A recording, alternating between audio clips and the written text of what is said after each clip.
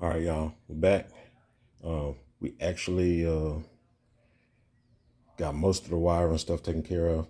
We swapped out the bulkhead under the hood wiring portion right here. As you can see, it is not depinned.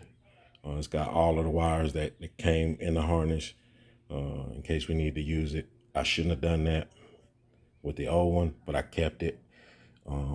The one that I found actually had was able to get the under the hood and the under the dash. So we're gonna save the under the dash in case anything else goes wrong. But fans are good, fuel pump good. Um, let's see, we are going to hook up the battery.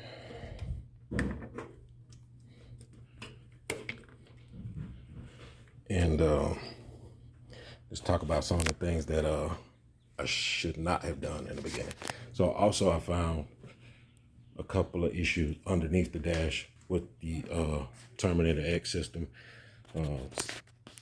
My mistake, was unsure of the wiring situation, but I, even though I had a wiring diagram for the vehicle, the diagram does not tell you what's switched and what's not switched and what's hot all the time, etc. So it was a lot of trial and error. But you got two wires on the Holley system, or two sets of power wires, I should say. One goes directly to the battery, and then the other set goes to a 12-volt switch, which you can find under the dash. Now, on the Chevelle, and most GMs anyway, those wires are going to be coming off of the steering column. It's an ignition switch mounted to the steering column. So as you can see, the steering column is dropped down so you can access it. And I also, going back just a little bit, also the gauges. So initially, when I tried starting, I wasn't getting any activity on the gauges. They were also connected to the wrong power source, or a wrong power source, or what I thought was a power source. But figured out where that needed to go. And if you are looking at the ignition switch on most GMs,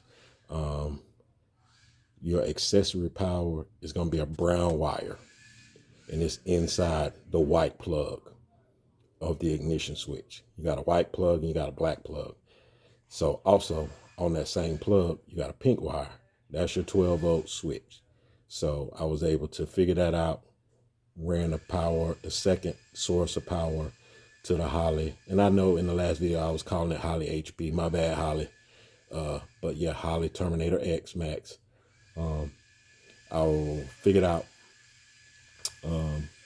that's where the source needed to come to get power for the ECU. And so I could do the programming.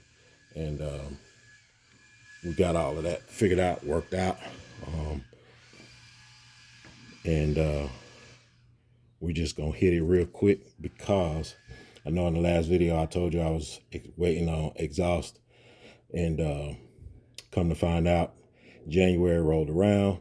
The system is still on back order. As I check all these other sites that was carrying the same system, all of them say out of stock now. For what I understand, is some kind of manufacturing issue where they are trying to, I guess, redesign it to make it fit properly is the best answer I can give you. So now, now is basically the time frame that I got was another 4 to 6 weeks. So I'm looking at April, possibly May, before it shows up. So when I hit the key and it starts up, it's gonna be loud, but I can't let it run because it's straight headers, no exhaust, and I don't want my neighbors to kill me. But I said all of that to say the exhaust will be the next part of finalizing, finishing up the running the drivetrain part of it, and then I can kind of move on to the other stuff now that I done figured all of this out. But just to show you what I'm talking about on the Holley system, this, let me see here. This set is for your transmission, your TCC, and all of that. And then on this main heavy duty harness, you see you got this red wire with a white stripe. This has to go to a 12-volt switch, and that would be that pink wire coming off of the ignition switch. This is just the ground, and you know, you find your good ground under the dash and you should be good to go. But we got that all worked out. We got the neutral safety switch wires worked out. Green on top and purple on the bottom, and that should prove to be part of one of the issues of it not starting as well. I had the one green down below and the purple up top, so that was definitely causing some issues. But we're gonna get all of this cleaned up now that we know where everything needs to go, supposed to go to work. We're gonna get it all cleaned up and tuck it up nice and neat, and get back to addressing this right here, cleaning that up, and we can put the dash cap back on for the time being. But we just gonna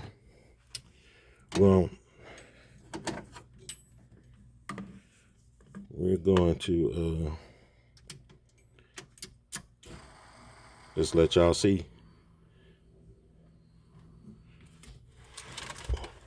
We got action.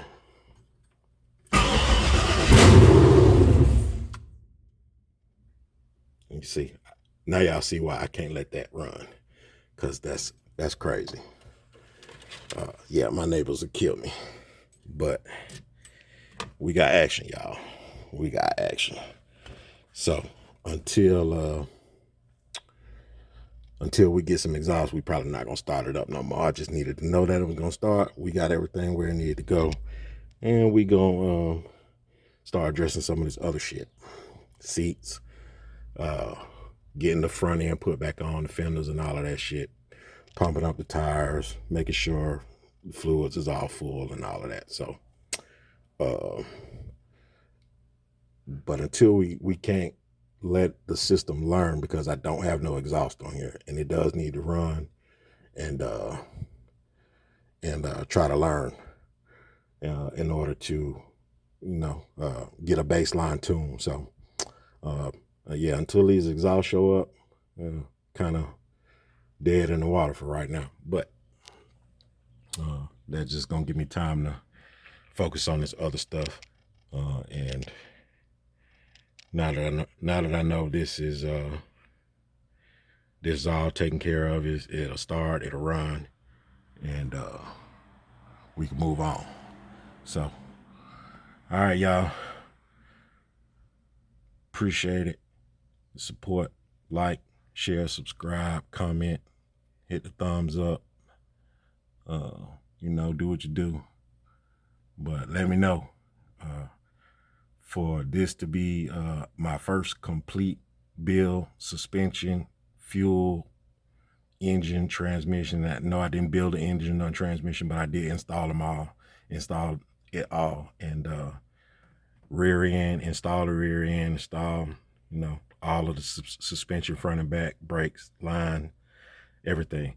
So it took me a while, but we here. So you can do this shit too. Everything I did right here at the house, in the garage, no help, by myself. So you can do it. You want to do it, you can do it. So y'all get out here, turn some wrenches, stop paying all these crazy prices to do all of this, to do all of this stuff, and just read about it, watch some videos, learn about it. You can do it yourself, man, if you're handy. Everything I learned, for the most part, about this particular stuff was YouTube, or, you know, threads, you know, different websites and stuff. It's a lot of stuff out on Chevelle, so I was kind of lucky in that aspect. But yeah, this right here is not complicated if you know what you need to connect it to. The fuel and the other relays and shit, it's all self-explanatory. It's labeled and it's real simple. Like I said, if you familiar with the wiring of the vehicle and you know what's what, you should have no problem. And in my case, that's where my problem was. I wasn't sure about what was what. I read a lot of stuff that wasn't true or wasn't accurate. So, because apparently, some of the stuff from 70, 71, and 72 is different. So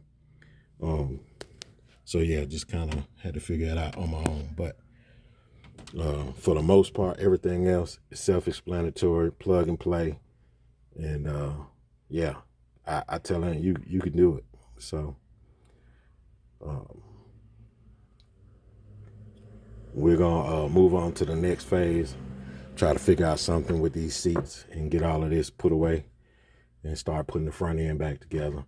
And we're gonna try to keep the videos coming from now. I know it took a while to figure all of this out, but been busy, been lifing. Got a kid that played 3 damn sports, so I'm always moving and grooving with him. But when I can get a chance to come out here, I do. And the only bad thing is a lot of times I ain't filming, but I'm working, y'all. Y'all stay tuned and check me out, man. Like I said, like, share, subscribe, hit the thumbs up, comment, negative, positive. You like it, you don't like it, whatever. But we on to the next after this shit. Yeah, the hard part is over. So y'all stay tuned.